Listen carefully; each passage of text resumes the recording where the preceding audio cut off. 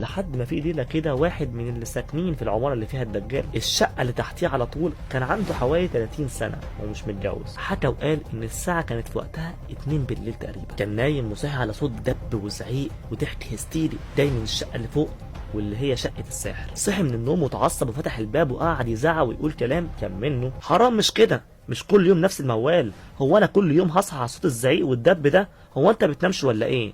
قسما بالله لو ما سكت ورجعت على اللي بتعمله ده لا هبلغ عنك للبوليس، احنا عايزين ننام يا ناس. وكمل كلامه، والغريب بقى انه اول ما نهى كلامه على طول كل حاجه فوق سكتت.